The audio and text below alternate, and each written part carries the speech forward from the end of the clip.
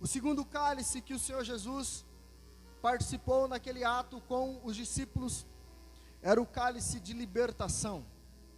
O terceiro cálice era o cálice da promessa de libertação.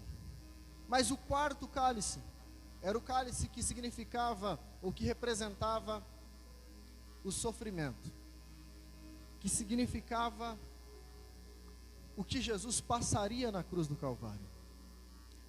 Quando olhamos para os aspectos da celebração da Páscoa, ou da ceia dos judeus, nós vimos o Senhor Jesus se cumprindo em todos os detalhes na crucificação. Nós vemos o Senhor Jesus cumprindo e sendo perfeito, como Cordeiro Pascual,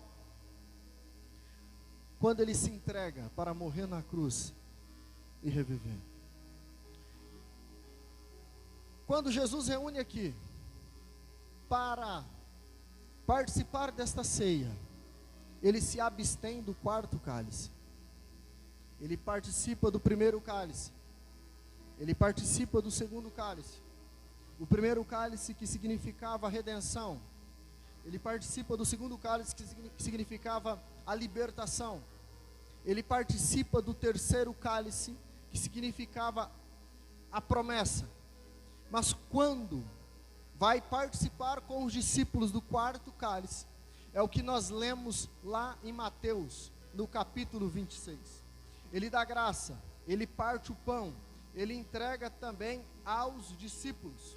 Mas ele diz assim: desejei. Ele vai dizer assim aos discípulos: eu vos digo que daqui em diante não beberei deste fruto, até que eu beba de novo no reino de meu Pai.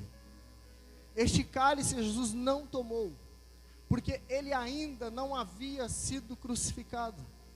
Ele ainda não havia passado pelo processo que ele passou antes da cruz para a remissão dos nossos pecados.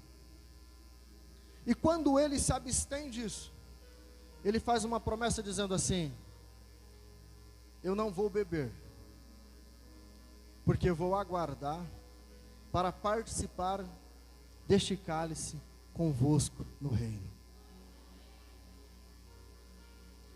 O que ele não havia participado ainda, não havia sofrido ainda, na sua onisciência, ele já vai dizer o seguinte: tem um processo para me enfrentar ali, eu vou ter que sofrer ainda para cumprir agora o quarto cálice, mas eu tenho convicção de que eu vou vencer este processo. E ele faz uma promessa, é uma palavra profética do próprio Jesus Cristo, prometendo para a igreja: eu não beberei. Ele não tinha passado pelo Calvário, mas ele diz: eu não beberei, mas eu vou beber ainda com vocês lá no reino de meu Pai. Ele sabia o que iria enfrentar. Quando olhamos para o texto sagrado em Lucas, o escritor vai registrar alguns detalhes a respeito desse sofrimento que Jesus iria passar. Ele olhando para o que iria acontecer com ele, a angústia é tão grande que o próprio Deus precisa enviar anjos para o confortar. O suor do nosso Senhor Jesus Cristo, ele converte em gotas de sangue. O sofrimento era tamanho, mas ele não estava olhando para o sofrimento. Ele estava olhando para a festa que ia celebrar com uma igreja na eternidade. Ele estava olhando para a eternidade, vendo que iria celebrar a vitória sobre a morte contigo.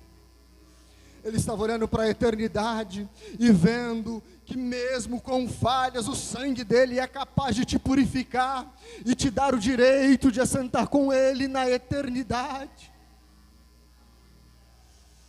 Quando eu olho para esse texto, e eu vejo o Senhor Jesus fazendo uma promessa, logo nós entendemos que, e posso conjecturar, que Jesus está ansioso por este momento.